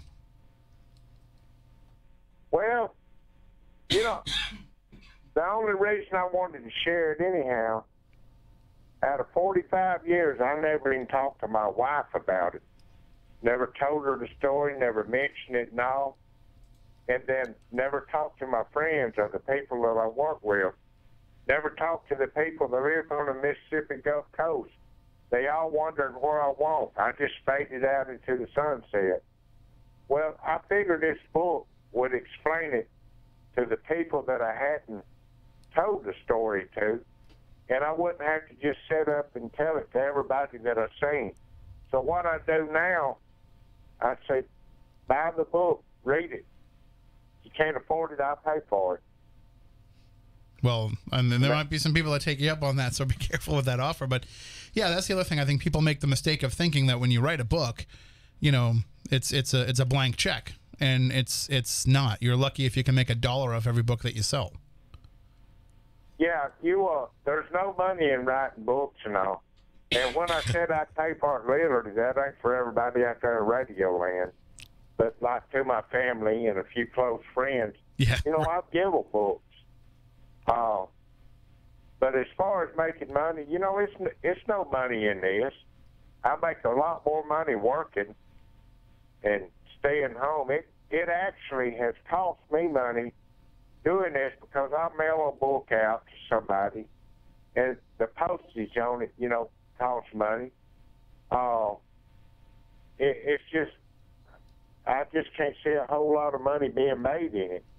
I made a lot more money working. But that being said, if people... Oh, sorry, go ahead. And you don't spend none if you retired and fishing, you know, just for making ice. And I got an ice machine, so... There you go. And so if people do want to pick up the book, of course, it's called Pascagoula, The Closest Encounter, My Story by Calvin Parker.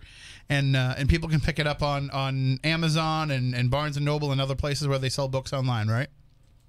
Yes, sir. Well, Calvin, I want to thank you so much for joining us and for sharing your story. As I said, you know, it's one of the ones that is kind of in the pantheon of UFO abduction cases, but I'm glad that we could really dig into it and kind of pick apart some of it and really do a deep dive into your experiences. Thank you so much for joining us and for sharing so much with us. Well, thank you for having me. I've enjoyed it. I appreciate it. And hopefully we get to cross paths before you're done with the convention circuit. And we get to go fishing. Yeah, I bet we do. Somewhere out there, I'm getting around this year, that's for sure. And one final question: what do you fish for? What's your favorite thing to fish for? I love fishing. I'm a sports fisherman. Redfish, speckled trout, flounder, and then if the fresh water's in, I fish catfish and crappie and brim. Yes. Well, you know, we're broadcasting from the #1 fishing port in the world. So anytime you want to try some northeast fishing, come on up here and we'll show you a good time. Well, I might just take you up on that one day. Hey, you've got the houseboat, right? Yes, sir. You can come right on up. All right, yeah, just scoot on up. I take my houseboat out to the marsh, and we stay out there 3 or 4 or 5 days at a time, just getting away, fishing, enjoying it. Life, you know, got a big rocking chair on the front porch and sit out there and just look sometime.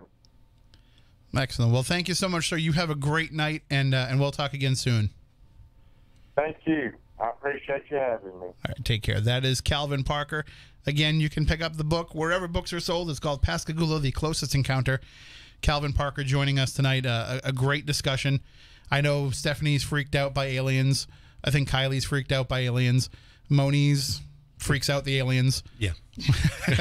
But I think that we did a good job of hopefully a good job of really getting deep into that story, and it's, again, as with anything, it's for you, the audience, to take away and decide what it is that you are willing to believe. And next week we're going to talk more we'll have Michael Lee Hill on to talk about the Anunnaki, and we'll talk about just all of his stuff. Yeah. Some of the strange things that go along with that as well.